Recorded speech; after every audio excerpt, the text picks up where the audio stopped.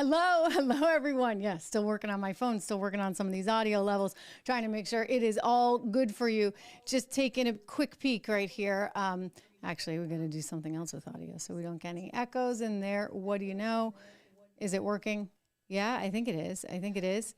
Right? Can you hear me? Got to do one more thing so I don't keep hearing myself. Here we go. I think.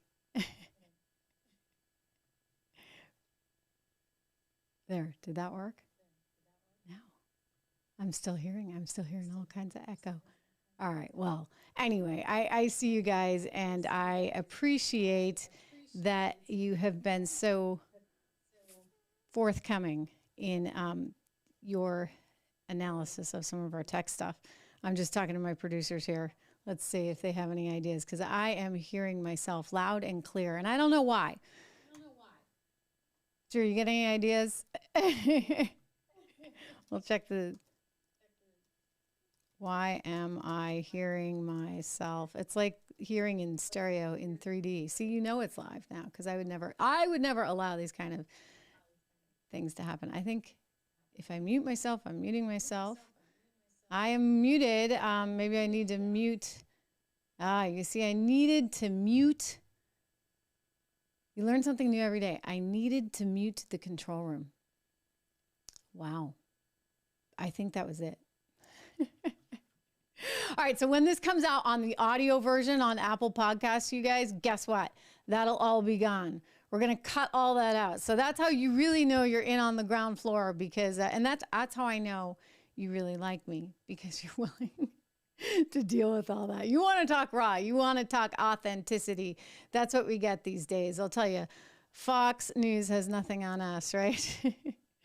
That wouldn't happen over there. But that's okay, right? Because this is real.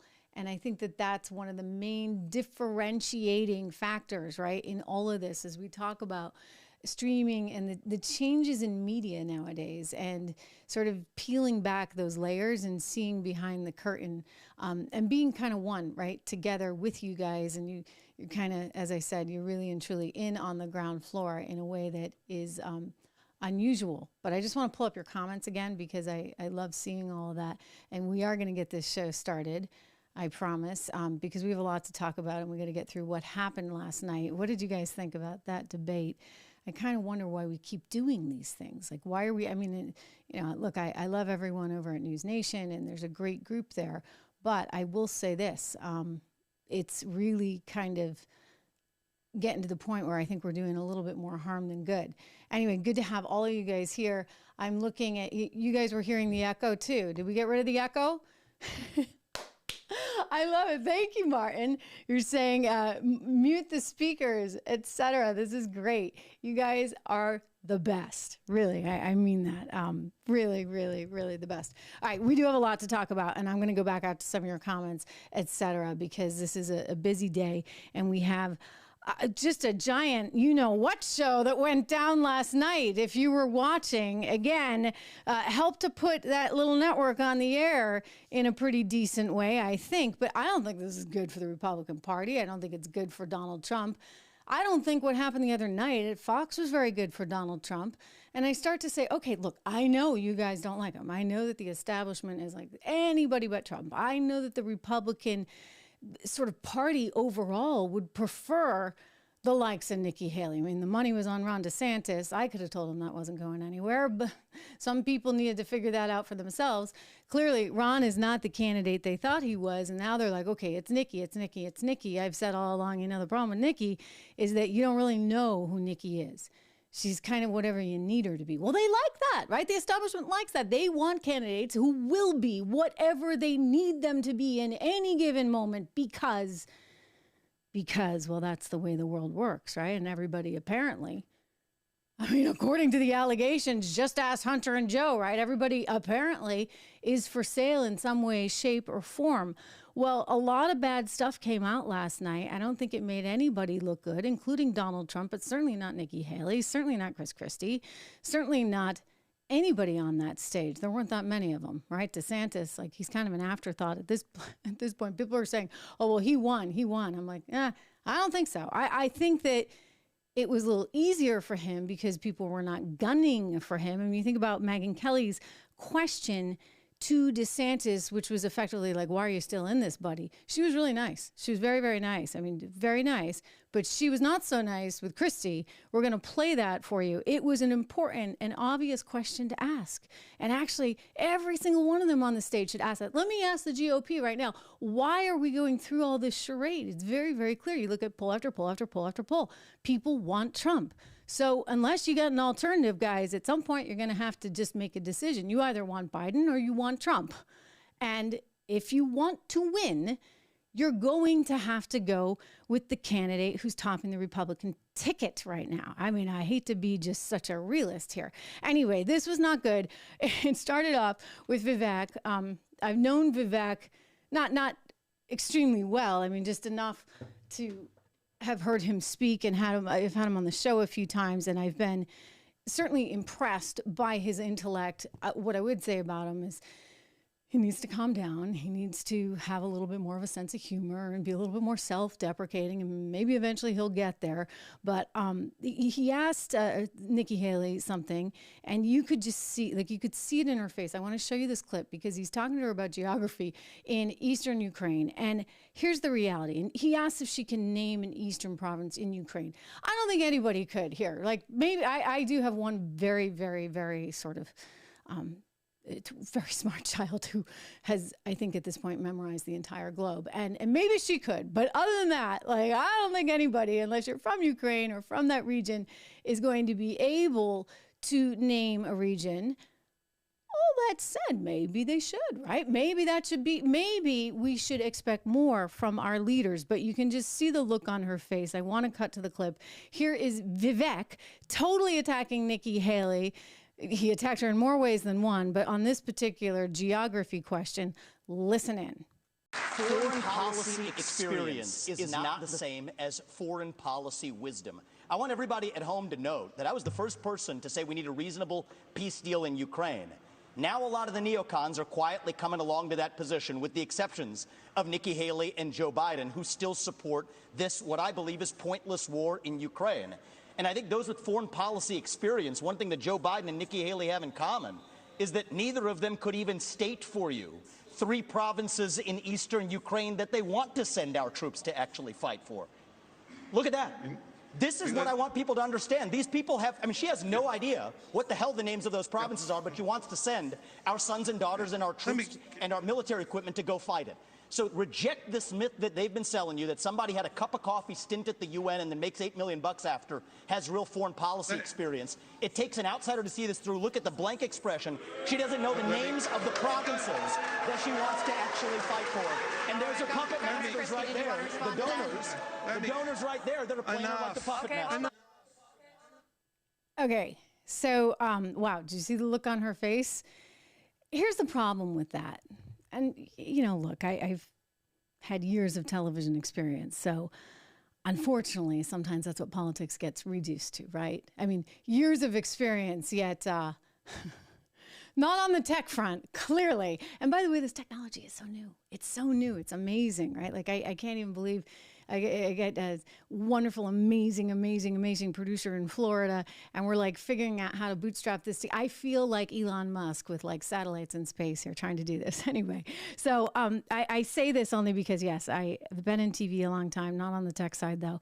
And from the production side, you look at her face, you saw her face. She is like mortified, right? And she doesn't know how to deal with that. So the answer is, you know what? Have some presence, lady. Stand up tall. Look them right in the eye. Give them some attitude. Instead, like, you feel bad for her. She's like, I'm Nikki, come on. Be a little stronger. You're running for president of the United States, for goodness sakes. She had another opportunity later, and he went after her, and they said, do you want to respond? She's like, no, I'm not going to bother. She didn't want to stoop to his level. Okay, fine. Well, you know, why are you even there? Like, why is anybody there? It gets me back to the central question. If I'm Nikki Haley and I know Vivek and I know where he's going and he's already slammed me with insults, why would I even go on that stage? Fair question, right? Like, rise above it. I said from the beginning, like, Trump was smart not to engage in it because it's all petty stuff. He's clearly at the top of the ticket unless somebody's able to do something we don't know about. He's there, okay? So why would you just attack yourselves? Aren't we all supposed to be on the same team? Apparently not. Like, there's multiple teams here. There's certainly two different teams. There's a Trump team, and then there's the team of the establishment, the team of the sort of, the so-called rhinos or the Murdoch, Fox News. Look, I was there. We're going to get into that because they really did not want Trump. Certainly not in 2020, and I can promise you they don't want him in 2024. So I'm not sure how they're going to handle all that, but if you look at some of the things that they're doing, you might start to scratch your head. Let's get over to Chris Christie right now, because Chris Christie, he was out there swinging. He went after Trump, and then he went after Vivek, and had an insult or two for Vivek Ramaswamy. Let's listen. Okay? You say this, you do this at every debate. You go out on the stump and you say something.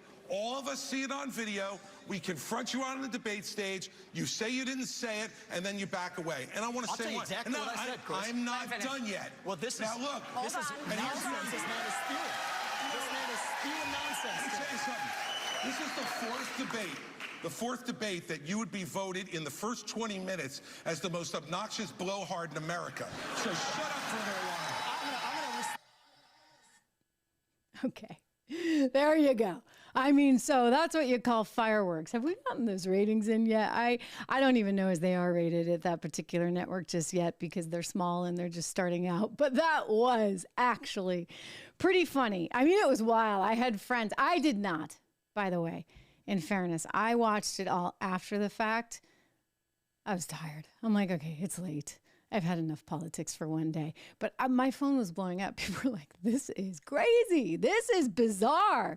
So then I went back. I had to watch it. And there's one soundbite in particular that some people were sending my way, which I got a real kick out of, because Christie's attacking Vivek, and Vivek comes back, and you're not supposed to do this nowadays, right? Like, this kind of thing that you would get disciplinary action for at Harvard University. Seriously. I mean, you can go to those pro-Palestine, pro-Hamas rallies all you want, but you can't fat shame. You can't. Fat phobia, they say, is a real thing. Vivek, who went to Harvard, he went for the jugular on Christie. Let's listen. Chris Christie also doesn't know what provinces in eastern Ukraine he actually wants us to fight for. Chris, your version of foreign policy experience was closing a bridge from New Jersey to New York. Yeah. So do everybody a favor, just walk yourself off that stage, enjoy a nice meal, and get the hell out of this race. Okay? Go walk off that stage and enjoy a nice meal. Ouch, ouch, ouch. All right, Vivek, bring in the fireworks. And probably the ratings to things. I mean, News Nation ought to send him a big box of chocolates and some flowers. But I get back to the central question. What are we doing here? Like, why are they up there? What is the point? I mean, I'm all for having interesting discussions about policy, and we should, right? Because then we're more informed people. But at the same time, we've got to actually think about our own self-preservation. I say that as a conservative, right? We want a conservative in the White House because I fundamentally feel that that is better for our economy. It is better for taxes. It is better for individuals, for corporations, and for America. So if we can all agree on that, what's going on? Why are we having these attack fests? Megyn Kelly, to her credit, you know what? She asked the question that needed to be asked to Mr. Chris Christie. Take it away. Let's watch Megyn. He said that you got into this race just to stop President Trump. His approval rating with Republicans is currently at 81%. Yours is at 25%. Your best state is New Hampshire, and even there, 2/3 of GOP voters say they would be angry and disappointed if you won. Respectfully, Governor, you have not stopped Mr. Trump, and voters may wonder how you could possibly become the nominee of a party that does not appear to like you very much. Yeah, well, look, Megyn, it's often very difficult to be the only person on the stage who's telling the truth, and the only person who is taking on what needs to be taken on. I look at my watch now. We're 17 minutes into this debate, and except for your little speech in the beginning, we've had these three acting as if the race is between the four of us. The fifth guy, who doesn't have the guts to show up and stand here, he's the one who, as you just put it, is way ahead in the polls. Mm-hmm. So, you know, he is. I think she just single-handedly destroyed his career, by the way, with that one. He is ahead in the polls. And so, Chris Christie, you might want to think about what's actually next, right? Like, logically speaking, you're either going to work to get a Democrat elected or you're going to work to get a Republican elected. And given that the polling is at 81%, I don't really see, you know, like, could we chart this out? Could we do some math on this one? I don't see a path to victory at the top of the Republican ticket for anybody other than Donald Trump. So at what point does the Republican Party, unless they want to start another party, and by the way, like, you can do that. You know what? You can totally do that. And I can comprehend that a heck of a lot better than I can comprehend the idea that we're just going to bash each other. You want to have another party and do your own thing, you guys go for it. But right now, if you're a Republican, if you're a conservative, this doesn't make a whole lot of sense, which gets me back to this idea of what's really going on. Do they actually want Biden to win? Does the RNC just really not care? Is the money that's going into this about something else? There was a noted Democrat recently, very, very wealthy, billionaire Democrat, who came out in support of some of these other candidates. Not Vivek, and not Trump. And the reason he was doing that and pouring money into their campaigns is because he wants this challenge. He wants somebody other than Trump. But as much as they've been pouring money into these other players, like, no one's getting to first base. So what's really happening? Are they actually choosing sides and trying to ensure that a Democrat wins? Because you look at the actions and you start to question what's really the motivation. Fox News, we know that Fox News does not like Donald Trump. I mean, it's come out in all the records. I used to work there. I can tell you there was this sort of love-hate thing going on. They liked him because he was great at delivering ratings, but gosh, did they hate him at the same time. I could never totally figure that one out, like why, because I would only, I mean, well, we know why, but why is because he had a level of power that was equal to and greater than that of the management of Fox. And Fox was used to having it the other way around, right? Like, you know, their guy's in the White House, he's their guy. And he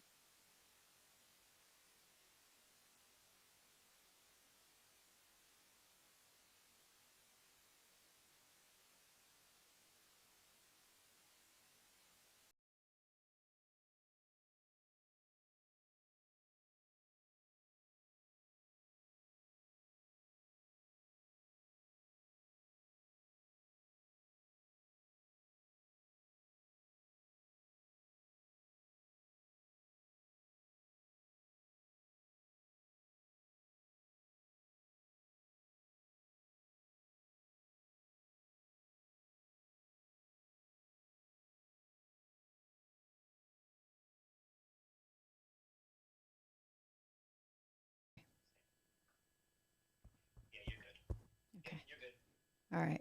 Wow.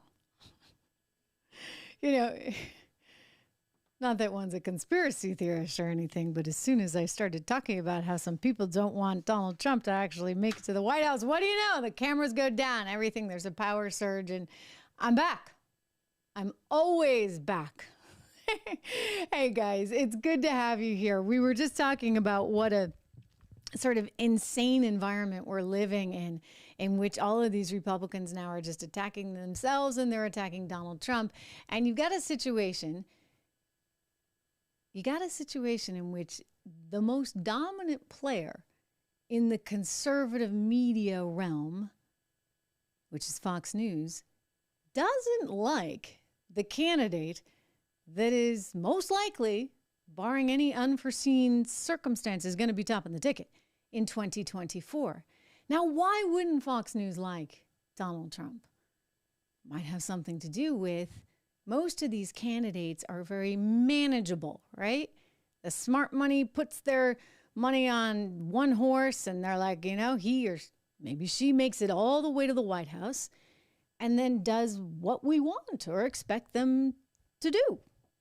And that's not the case, obviously, with Donald Trump. He's sort of just doing whatever he wants to do or whatever he thinks is right, for better or for worse. It's actually one of the most interesting things about him, but also lands him in a ton of trouble. He's got very, very good instincts in the here and now. He responded well, if you ask me, on a lot of international policy matters, certainly responded well on taxes, things like that. But you know what? If you're somebody with a lot of money that lives in a place like New York or California, where a lot of these people with a whole lot of money actually live, you probably didn't like Donald Trump very much. You know why? Your taxes went up. Everybody says, oh, you know, Trump actually lowered taxes for the wealthiest Americans. But the reality is, no. If you lived in New York or California or any other state with high income taxes, you could no longer deduct those, which meant your tax bill just went through the roof. That's why so many people left and went to Florida, of course. Hey, if you're in Florida or Texas, yes, you got a tax break. But that was kind of like how it should be, right? Like Texas shouldn't have to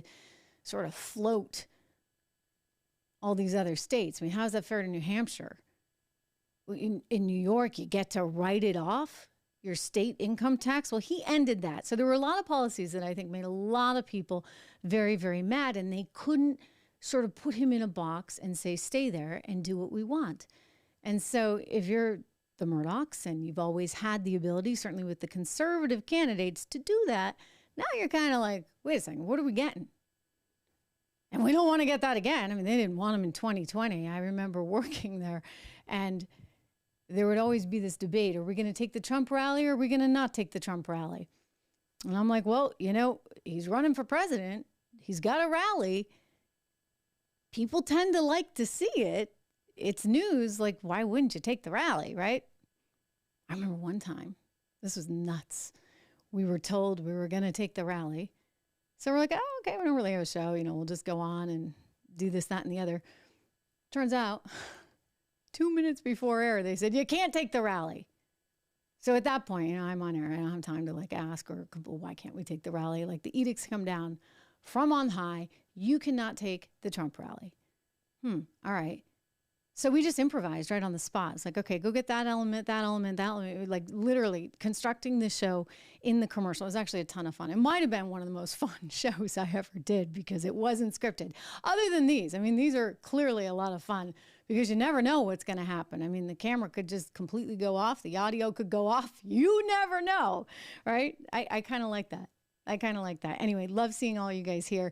We got the live chat up. Thank you for your patience. You really just are wonderful. If you guys have not subscribed yet, do me that favor. Make sure that you subscribe to the show. It's actually very, very important. You get the alarms that go off when I'm here. And usually I'm here when they go off. And so make sure you subscribe and you hit the bell. Fox News doesn't want Trump to win. So one has to kind of look at everything they're doing and say what's really going on. They held this big town hall the other night with Donald Trump. I mean, they're still looking for ratings. Hannity has a good relationship with Trump. He brings him on for this so-called town hall. But I got to say, like, what was this question about? I think, you know, let's give Hannity the benefit of the doubt because he really does seem to like Donald Trump. Let's assume that he was trying to do him some favors. He asked this question, though, about whether or not Trump was a dictator, which is like straight out of the talking points of the left. It's crazy. And so, like, he kept going back to this. And I'm like, why do you go back to that? Like, maybe you want him to be able to say no, but I think Trump was a little surprised, too. Let's take a look at that clip and we'll analyze. We almost have to go to a break. I want to go back to this one issue, though, because the media has been focused on this and attacking you. Under no circumstances. You are promising America tonight you would never abuse power as retribution against anybody. Except for day one. Except Look, for? he's going crazy. Except for day one. Meaning? I want to close the border, and I want to drill. That's not retribution. I'm going to be, you know, he keeps, we love this guy. He says, you're not going to be a dictator, are you? I said, no, other than day one.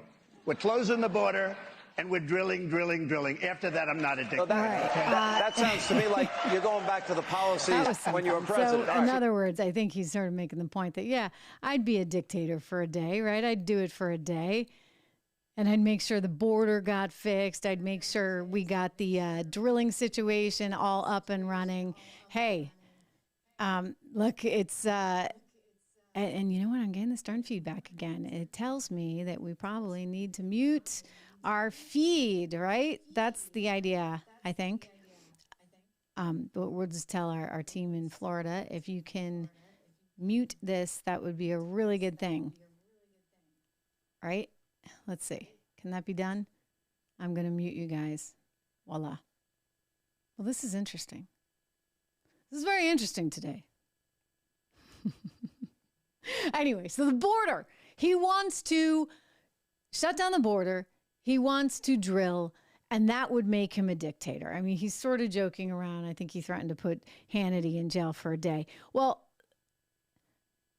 somebody didn't like this. This question about would you be a dictator that Fox News put forward, this rubs somebody the wrong way. And I think he's got a really, really good point on this. Bannon is a smart guy. Look, by the way, former Goldman Sachs, like me, he had a bigger job there than I did, but smart guy, kind of saw the China thing coming before anyone.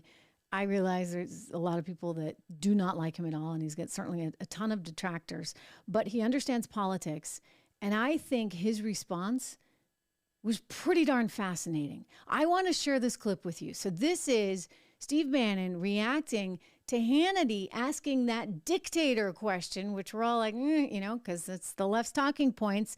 Here, Bannon. This is truly a TV for stupid people. Sean Hannity actually thought he was helping Trump last night. Let me ask you a question. Will you be a dictator? Trump gives a full heckle. And here's what I love. The audience gets it. They're laughing. By the way, Sean, they're laughing at you.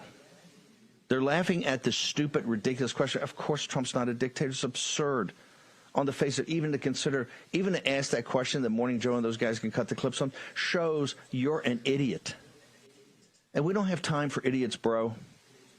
This is a war, okay? This is a war. We don't have time. All right, so then he goes on and on and on, and he is angry, suffice it to say, that Sean asked that question. And he doesn't think it was a bright question to ask because you're kind of giving them more ammunition, right? And this is what they're going to do. I played you all the clips. You saw the Atlantic magazine. They are going to hit this over and over and over again. They're saying, oh, he's going to do this. He's going to do that. He's going to lock up his enemies. He's going to use the legal system against his enemies. I'm sorry. Last I checked, the legal system is being used against him in a pretty darn powerful way. I mean, this insane case in New York where somehow Letitia James, the AG, gets to decide the value of Mar-a-Lago as opposed to the bank that's giving him the loan and looking at that as collateral. I mean, when did we suddenly have the state interfering like that? Oh, wow. You know, that's what happens in socialist and communist countries. Let's be very clear. All right, that is like Venezuela style. And they're okay with that. They're going to keep doing whatever they need to do to win. The difference is they're not like upfront about it. The difference is Joe Biden's never going to look at a reporter straight to their face and say, you're fake news. No, they're going to go around. They're going to go and arrest the guy who tweets out a meme that he thinks is funny and throw him in jail for 7 months where he's been waiting to have his case tried. They finally just decided, the Second Court of Appeals just the other day, this week, to allow David McKay out on bail.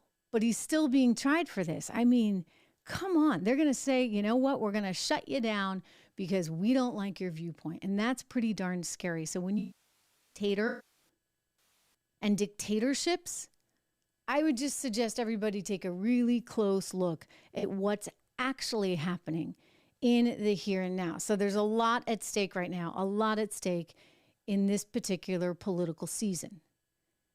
One of the big questions has become just exactly who will be the vice presidential pick of Donald Trump's.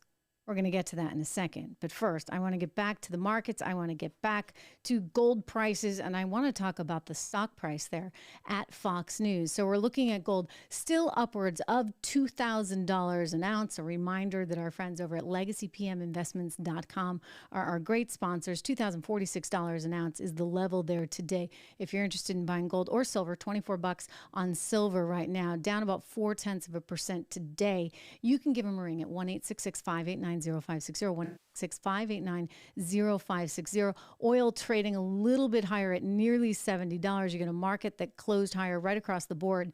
Dow, S&P, NASDAQ, all higher right now. 10-year yield has been coming down, but it did creep up just a little bit, over 4% today.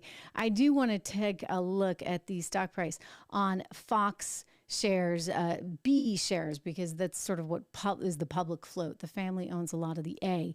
And you're looking at Fox shares, kind of ending the day basically flat. I mean, they're at $27, it seems. When I look at them, say, over the course of the year, they are off highs that they saw earlier in the year, perhaps back in March of this year. So it's not necessarily a great picture. You look at what they're doing over a 5-year cycle, and they're down actually quite a bit. I mean, they were up over $40 a share. Now you're looking at $27 a share at Fox. Fox is in trouble. Fox is in trouble in part because the medium of media is changing so drastically. A quick reminder, guys, please make sure if you haven't subscribe, hit the bell, do all those good things. Weigh in with comments below. You know, I read them, so I love hearing from you, but it's important. This is a changing media landscape. And if you've been watching this live stream from the beginning, you know how new it is, the new frontier, shall we say. And there are hiccups along the way, but there's also a ton of authenticity. And so the challenge for some of these television networks is that they don't have that authenticity. For example, if I were doing this at Fox, and by the way, I should point out that the little studio I'm in, I had once intended to be able to use, you know, on an occasional holiday or Friday night when I used to be at that network. And I put this in with that intention and had no idea how to use it until I had to, right? Like until I actually wanted to be able to talk with you guys live. So I got a teleprompter and all that stuff. I don't use it. I do actually know how to use it, but I don't use it. And I don't use it because why would I? It's just one more thing in the way, frankly, of you and me and having this conversation. So Fox is in trouble, certainly from the standpoint that the medium is changing. I mean, Tucker had the biggest show there, right? And now Tucker's on Twitter and he's reaching a huge audience, a bigger audience than he was reaching every night. It's different, right? It's very different. And there's some rawness that is just, you know, part of the deal. But I think that it's better in the sense that it's not scripted. It's not overly whiz-bang. It's not a lot of distraction. It's not heavily produced. And there's some value in that in and of itself. Plus, of course, you know, we get to speak directly in a very, very cool kind of format. I think it's going to change even more because we're going to have the opportunity at some point, you know, to actually be talking where I see your comments. So it's great to see you all, but like how neat would it be if actually, Michael Donnell, you're there, and what if you actually popped in, right? You could actually pop into the conversation and we could have more of a thing like that. I mean, that day will be coming, and it's not that far off when I look at the technology and how quickly it's changing. And one of the reasons we're dealing with some of these challenges here today in the here and now is because we're trying to adapt some of these technological changes.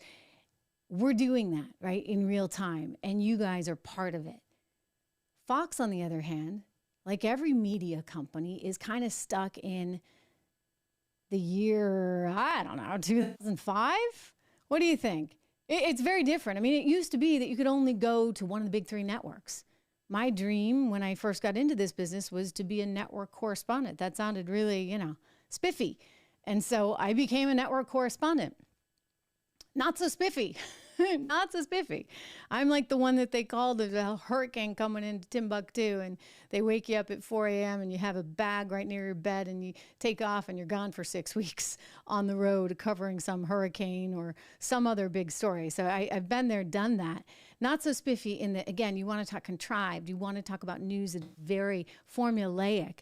We used to call it a minute 30. They give you a minute 30, right, to do a story, 90 seconds. So you'd spend all day shooting something. I remember being on the ground in New Orleans, right, following Katrina, and horrible stories. And you got to somehow sandwich it all into 90 seconds on tape. They'd edit it. Maybe you'd be lucky to get 9 or 10 seconds live on the back end. God help you if it went 11 seconds. So that kind of, sort of, it was very contrived. And that kind of feeling, I think, is what turns people off. So network news, that's done. And I was like, hey, I got to cable. Like, wait, I get more than 9 seconds? This is pretty good, right? You just had commercials you had to deal with. So cable felt very, very liberating. But now I look at cable and I think about how they used to have me, I literally had to send in my scripts, my commentaries every single night. And the higher ups had to edit it and send it back. And I couldn't go on air with this stuff until like they had approved it. One night I was really annoyed because like one of the middle managers was like in there messing with the script 5 minutes before air. I'm like, really? And then like the script that everybody flipped out about in March 2020. By the way, I stand by that, right? Was that not politicized? Uh-huh. The script that everybody flipped out about, they looked at that one too. They okayed it. No problem. Until, the media had a problem. Anyway, I digress. The point being, Fox News is in trouble because the media industry is changing so rapidly. So rapidly. Subscribe, hit the bell. But not just because of that. Fox has 2.7 billion reasons to be very worried about their longevity at this moment in time. And that would be because they're being sued by Smartmatic for $2.7 billion. Because, well, you know the drill, right? They settled for $787 million, nearly $1 billion with Dominion.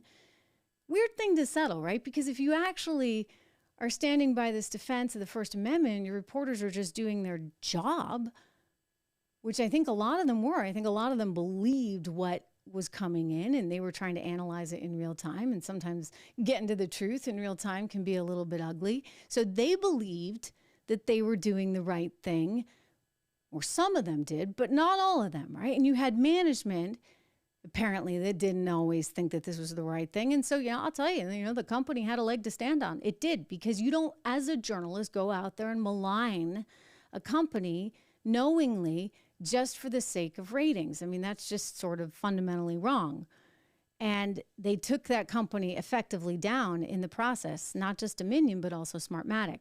So Smartmatic's coming after them. $2.7 billion is the lawsuit. That's what they're asking for. I would think that they're going to have to settle this one too. And I think Smartmatic's like, hey, you did nearly $1 billion on that one. We want more. Like, they have the benefit of going second in that particular case. So Fox is really in a tremendously difficult place for that reason. And I feel bad for them on that front, only because, again, as a journalist, one wants to have full ability to explore a lot of different theories in real time. And when people like the former president and his team around him are making allegations like that, you should be able to report on it. So I'm disappointed in Fox for settling that Dominion one.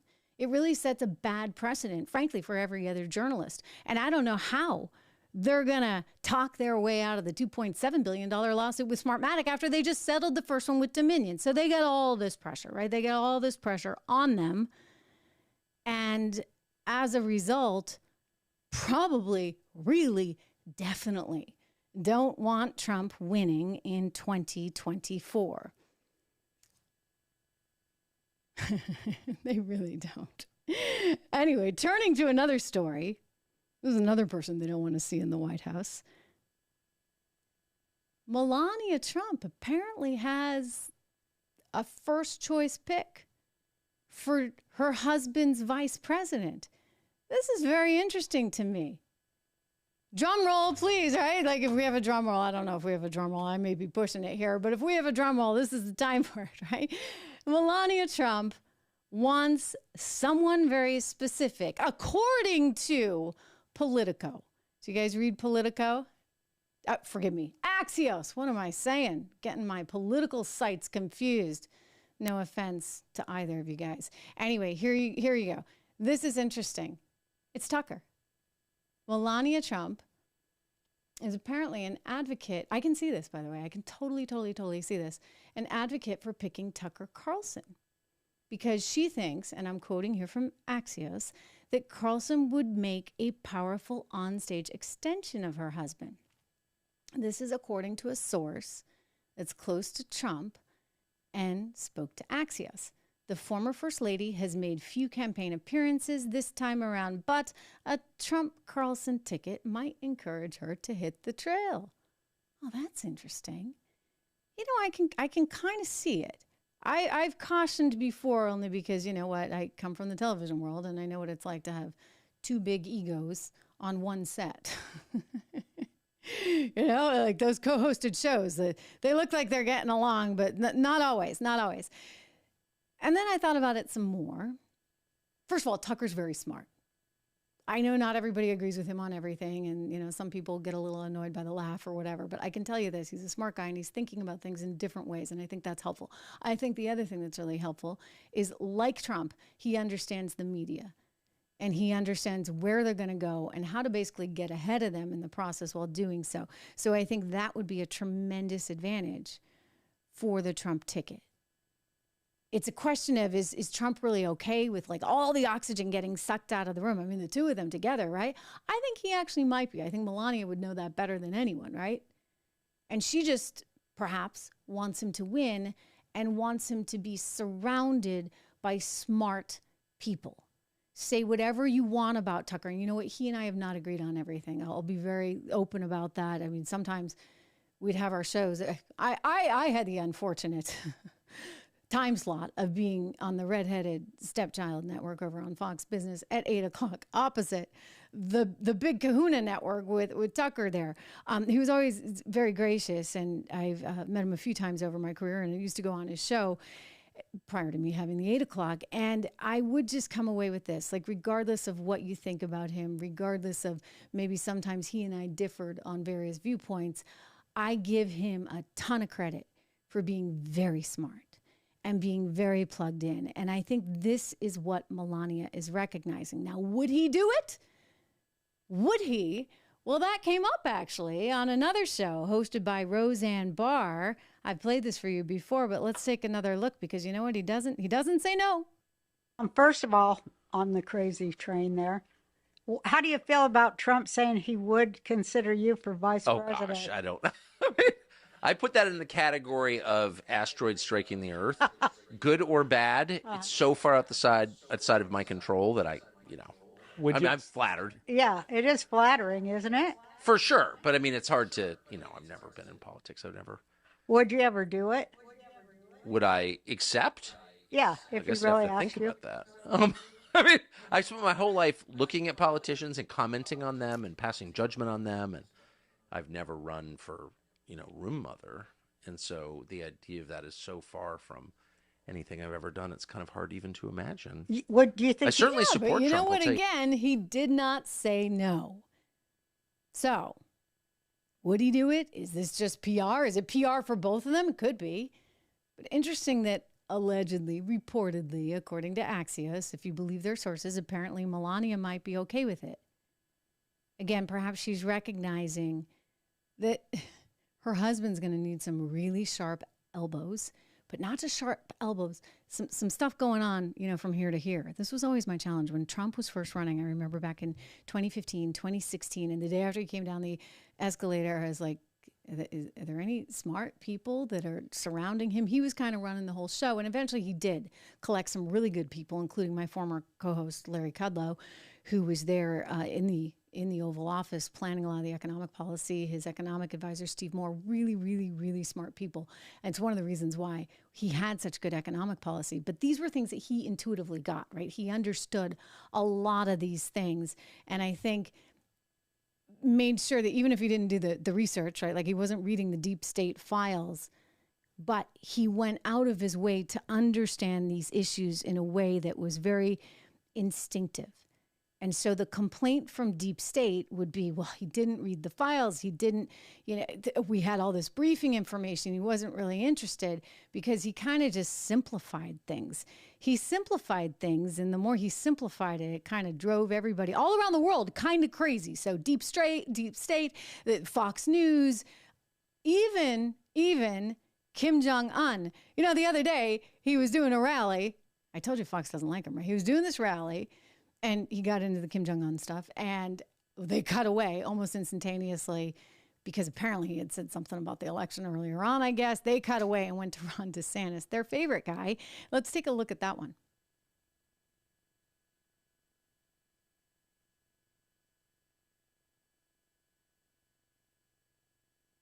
Or not. Next time. Anyway, there's this great clip. And the Fox News anchor is like, she comes out of this and she's like, okay, he's saying all these myth-truths. She kind of dings him. He had said some kind of funny stuff about Kim Jong-un. But anyway, we'll play that another time. I think I've played it for you before. You had no trouble with North Korea, did you? No trouble whatsoever. Started a little bit rough, right? Rocket Man, little Rocket Man. He said, we've got a red button on my desk, he said. I said, I have a red button also, but mine's bigger, better, and it works. Mine works. And then, no. Well, the former president finally got around to some campaign promises amid lots of cheering, as you heard. Many untruths. The 2020 election was not rigged. It was not stolen. But still, Trump is way ahead in the polls. And now to the man desperately trying to catch him. Let's listen to Governor Ron DeSantis. The man that we desperately would love to have win, right? Ron DeSantis. Anyway, or Nikki Haley. I think they'll take anybody but Trump. Or Vivek.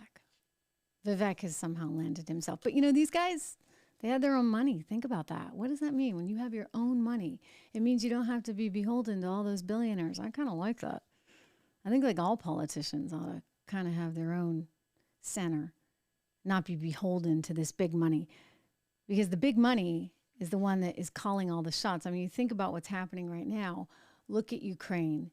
And I consider this, by the way, I mean, it's so sad what's happening there, but I consider it a total failure of diplomacy because it shouldn't be happening. We shouldn't be in a war there. Maybe there's some bigger plan by deep state to distract Putin with this, and they hope that they can. I don't know as that's working. I think it's actually just costing us a lot of money, and it's costing a lot of lives overseas. And to me, the solution should always be a form of diplomacy. And part of one of your tools in diplomacy is using things like tariffs. I mean, I just would have tariffed the heck out of Russia before I got myself into what, well, it's not us technically. I guess, we found a team of people that were willing to go to battle, so to speak, there. And now we're just pouring money into it. And they want a ton of money. Well, Republicans are like, no, because you know what? Their constituents aren't too fond of this. Even if big business, even if the big companies that make money off of this are fond of it, that, the constituents don't like this idea.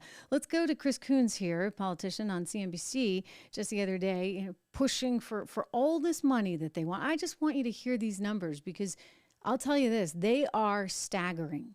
We are going to move forward, I believe, on President Biden's request for more than $13 billion to help secure our border, $60 billion for Ukraine and their security, which includes tens of billions of dollars of investment in American manufacturing to make the munitions that Ukraine needs. Okay. There you go. So we need a whole lot more money for Ukraine than we need for our own border. But it's all okay, because guess what? It's going to go back to American companies who are making these weapons that they're going to use. Where's Tulsi Gabbard when we need her, right? Isn't this her entire thesis? She's like, it is one big industry. Like somehow it's supposed to soften the blow that it's going to all come back to American corporations. So you taxpayers, you just lay out that money, much more than you'd ever lay out to secure the border. But it's okay. It's all okay because guess what? It's going to come back somehow, some way in the end.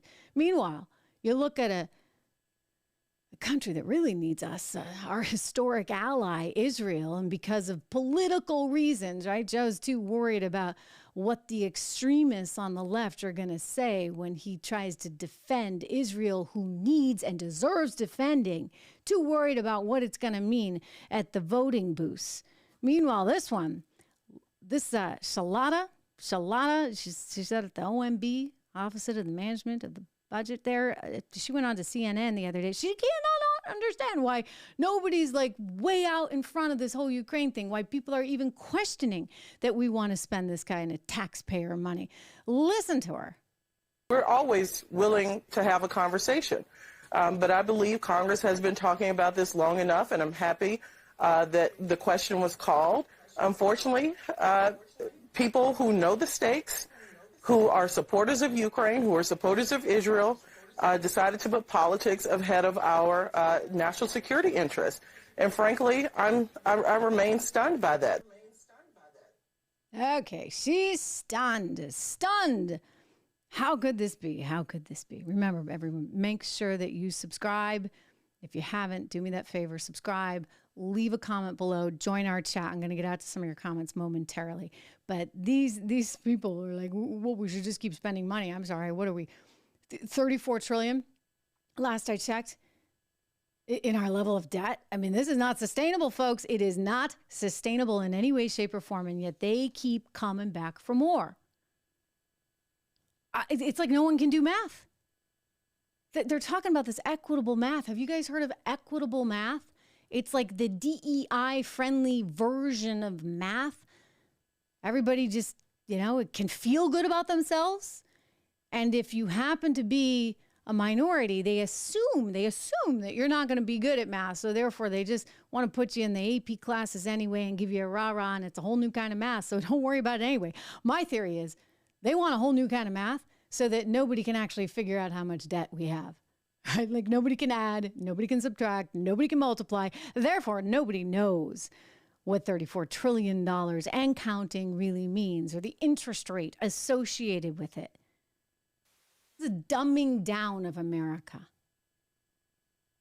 Every minute of the day, when you start putting things like someone's sex, someone's race, someone's hair color, pink, purple, or whatever, ahead of whether or not they can do a job, then you got problems. You got problems, America, and this is what is going on.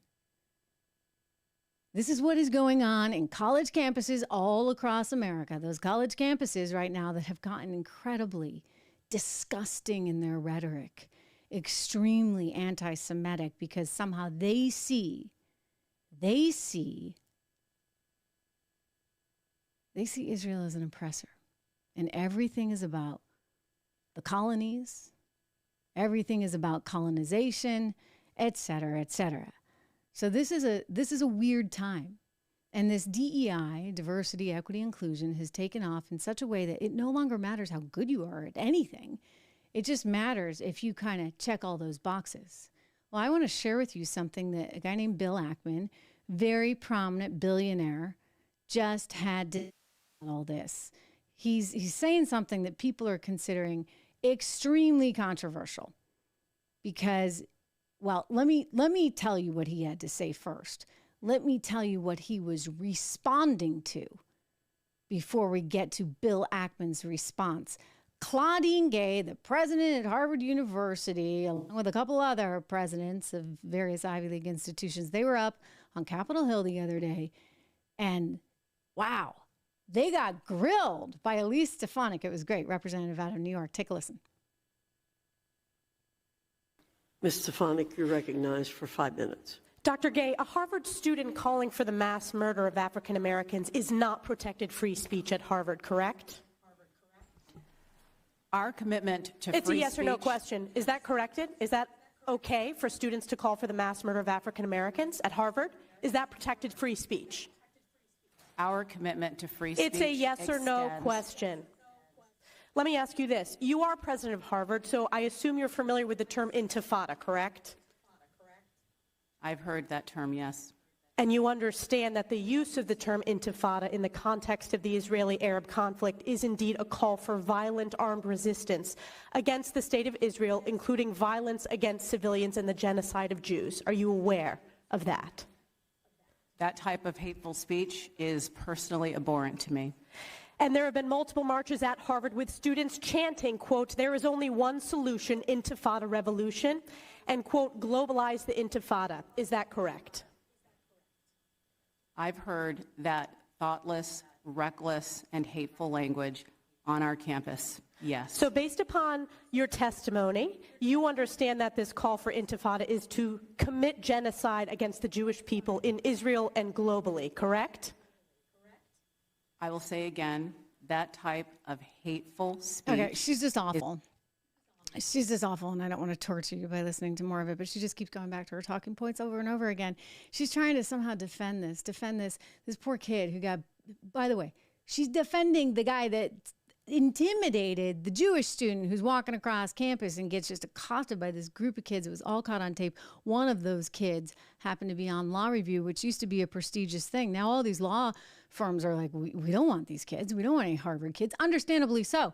So Bill Ackman, who's one of their biggest donors, so billionaire, went to Harvard and donated a lot of money to the school, and clearly isn't right now. And he's been like pushing and asking for some kind of response. He wrote a very heartful letter, Claudine Gay. She ignored it, just completely ignored it. Unbelievable. And then, after this little episode there on Capitol Hill, he wrote this: "I learned from someone with first-person knowledge of the at Harvard president," this is on Twitter, "search that the committee would not consider a candidate who did not meet the DEI office's criteria." Diversity, equity, inclusion. The same was likely true for other elite universities doing searches at the same time, creating an even more limited universe of DEI-eligible presidential candidates. Shrinking the pool of candidates based on required race, gender, and/or sexual orientation criteria is not the right approach, he writes, to identifying the best leaders for our most prestigious universities. Duh.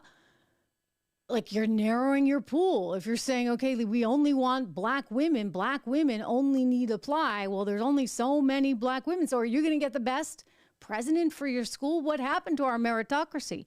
He goes on, and it is not good for those awarded the office of president who find themselves in a role that they would likely not have obtained were it not for a fat finger on the scale. I have been called brave for my tweets over the last few weeks. He is very brave, let me tell you. I sent him a note just yesterday actually saying that, and he was very gracious. He said the same could be said for those who called out Joseph McCarthy during the Red Scare. I don't think it will be long before we look back on the last few years of free speech suppression and the repeated career-ending accusations of racism for those who questioned the DEI movement. Thank you, Bill. We are all shortly going to realize that the DEI era is the McCarthy era part 2. History rhymes, but it does not repeat. Well said. Well said. We got to get away from this junk. We got to go back to who we are. What we've been and what we will be is all dependent on making sure, yes, that we have equal chances at achieving things. Equal opportunity is critical. But you know what?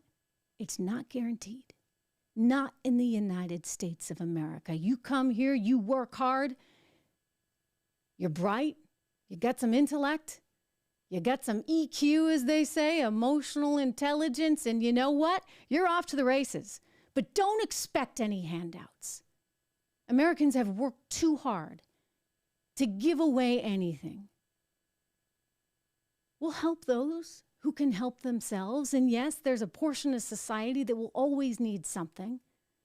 We're not heartless. We're tremendously giving and altruistic in many ways. But the reality is this: you gotta deserve the job. You gotta deserve the paycheck. You gotta deserve that award. There's no more trophies for everyone. And we shouldn't be handing out things like being president of a university just because you check a bunch of boxes. Let me tell you, it's not good for her, and it's not good for women, and it's not good for minorities either. Because if somebody's in that job and can't do it, then everybody's, DEI candidate. Now, I don't know that that was true. This is Bill Ackman saying he has a source saying that she only got that job because these were the options. There were not a whole lot of criteria. I mean, you look around right now. The woman at Columbia, right? She's out of the Middle East originally. I believe she was born in Egypt. She's head of Columbia University. You got a woman over at University of Pennsylvania. I mean, I thought it was great. Oh, great, they got a woman. Like, I'll always champion that. Hey, great, a woman. But let's just champion it for the right reasons, because she was the most qualified, not because she checked a box. Claudine Gay at Harvard, Bill Ackman is alleging she just checked some boxes. She didn't deserve the job. And now she can't stand up against the bullying and the anti-Semitism and the horror that Harvard is so willing to allow. Think about that, really. All right, I just want to go out to some of you guys because you have been just wonderful here, and I appreciate all of your willingness to stay with me, especially through some of these tech things. It's great to see you all. It really is. So thank you again for being here. Mike, good to see you. Don, as always, thank you so much. Dan, thank you. Agree. I you know what? We're on the same page. I have a feeling a lot of us are on the same page. We're not always going to be on the same page because you know what? I'm very upfront and forthcoming, and hopefully you like what I say. But even if you don't, I'm still going to just tell you the way I see it. Right? I think we need to be able to do that in this day and age. Thank you again, everybody, for tuning in. Don't forget to subscribe. Don't forget to go and listen to the podcast on Apple. And I'll see you right back here tomorrow.